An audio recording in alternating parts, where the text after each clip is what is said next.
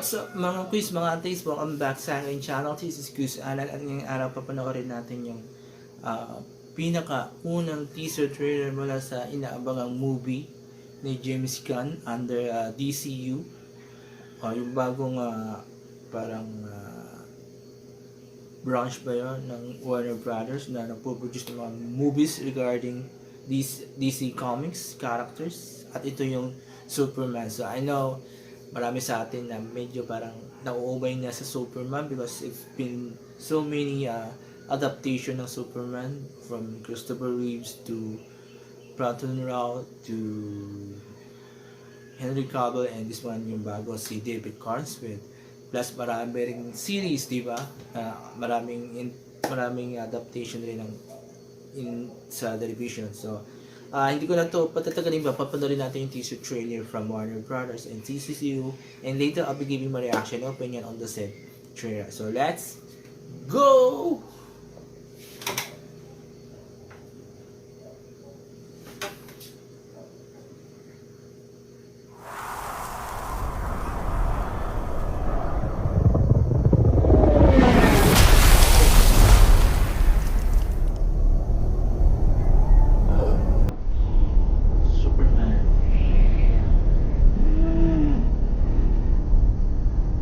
To you, Clark Kent. Tangkad yan.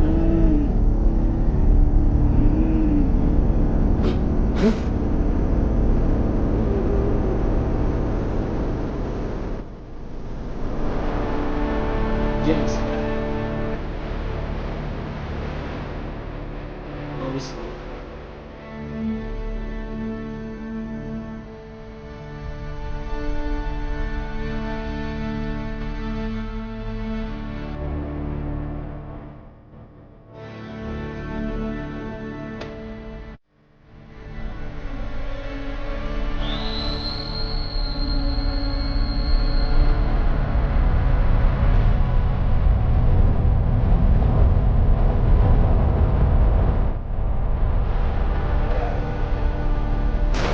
Crypto. Si Crypto. Home. Take me home.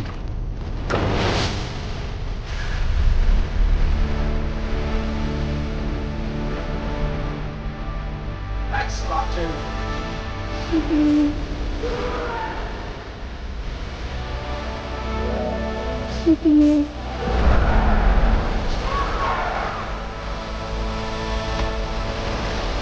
Like Garden. Over.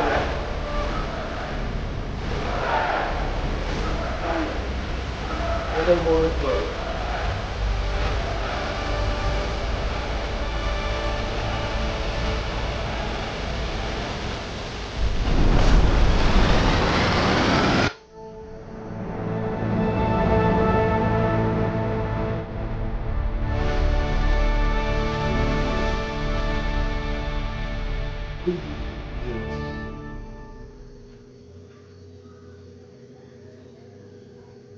okay, dahil ko napanood natin yung teaser trailer ng Superman na produce I think this is the first movie na produce ng DCU or the DC universe na pinapatagbo ngayon ni James Gunn, di ba? From Marvel to DC siya.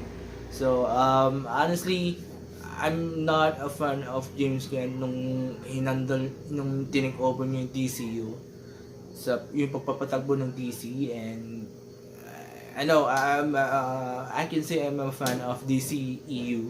So fan ako ng mga movie in the past by Batman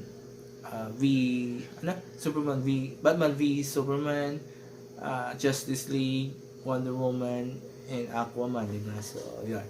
So maging honest po, but here after watching this trailer I can say na I'm starting to like James Gunn as the head of DCU and as a director of a movie na produced ng Warner sa DCU, and I'm in love with this movie, this Superman, new generation of Superman movie, and ang ganda pagkagawa, everything was maganda, as in wala bida tayong umalis to sa era ni Zack Snyder na may darky ang dating. This time makikita mo, medyo may dark pa rin yun, pero when it comes to color grading, ang ganda, very lively, very, as in, yung ganito gusto natin mga viewers, and we saw na hindi galit sa tao si Superman, just like what happened in Man of Steel sa Batman v Superman, diba?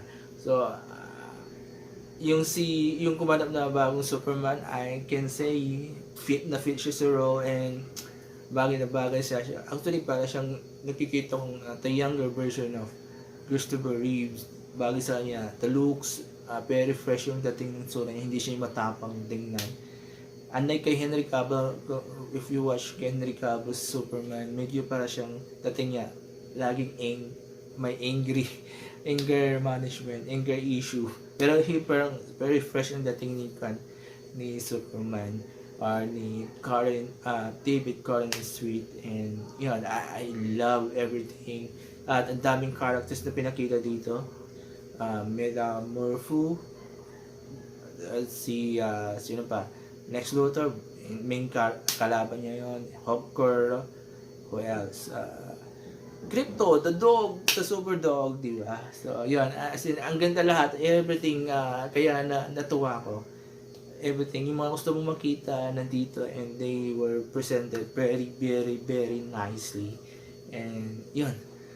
Yun na lang, ang abangan na lang natin yung storyline nito, kung magiging maganda ba yung storyline. Kasi, I'll be honest with you guys, in the previous mga nagawa ni James Gunn, meron siyang hate sa miss na movies, like yung parang meron siyang ginawa isang medyo na-miss, pero mostly naman pasado, diba?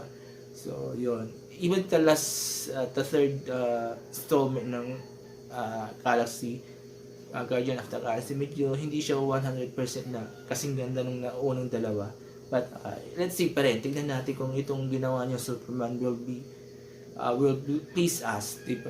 Yung magugustuhan natin yung storyline niya. So yun, so there you go. Kayo mga atheists na, are you excited to see this new generation of Superman?